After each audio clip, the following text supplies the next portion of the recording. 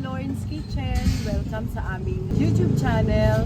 At ngayong araw na to, huwag kayong magsasawa, update na naman ng aming pinapagawang passive income investment na apartment business dito sa Lawrence Kitchen para po sa aking mga subscriber na gustong magkaroon ng ganitong negosyo, sa mga OFW na pag nag-for good sila, pwede nila itong magawa o pwede silang magkaroon ng mga ganitong business ng isang OFW sa mga magre-resign. Ito po ang isang pwedeng pagkakitaan kapag umuwi na tayo dito sa Pilipinas. So dito guys, sa isang unit na to, nagpapalitada na sila. Ayan. Paano ba ito na units na to? Lahat na 1, 2, 3, napalitadaan na. Sa tulong wala pa. So yung dalawa, meron na. Okay. So titignan natin dito mga ka-Lawrence Kitchen sa taas. Titignan namin. Dito naman mga ka-Lawrence Kitchen. Tapos na ba itong traffic na ito? Naka-ready na po. Natapos na nila last week yung process para sa roofing naman. So sabi ng aming foreman, ang roofing daw magbububong na sila, umpisa yata bukas. So ayan. So eto guys yung isang toilet dito sa second floor. Ayan. And ayan. Ginagawa na rin nila dito mga ka-Lawrence Kitchen ang firewall.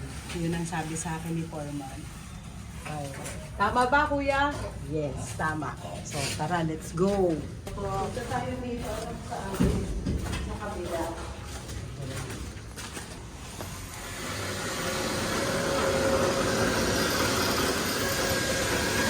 So, dito naman, mga ka-Lawrence Kitchen, ito yung nasa gitnang unit. Ayan, meron naman sila dito naka-ready na para sa magiging kitchen nila. And hindi pa rin ito napapalitadahan or namamasilyahan.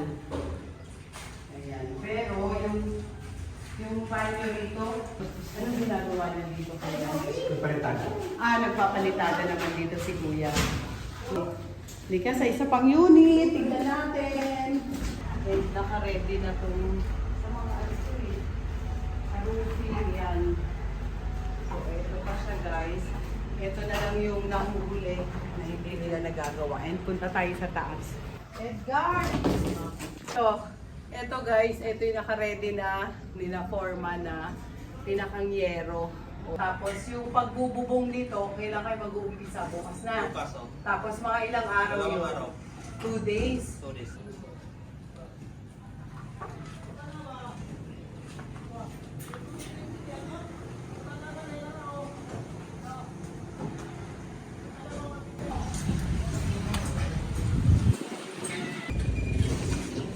So, yun lang guys yung aking vlog sa araw na to. Abangan nyo ang mga susunod pa hanggang matapos yung aming project na investment ng isang OFW, passive income.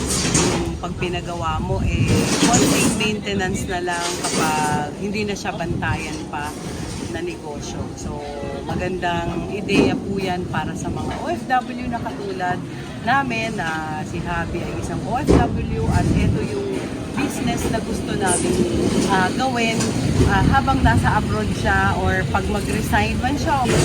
Meron na kaming pag-uumpisahan na negosyo para sa aming pamilya. Don't forget to subscribe Lawrence Kitchen, Fashion Kitchen, pangkabuhayan, higit sa lahat pangkabuhayan para sa ekonomiya ng ating pamilya. So yun lang, bye!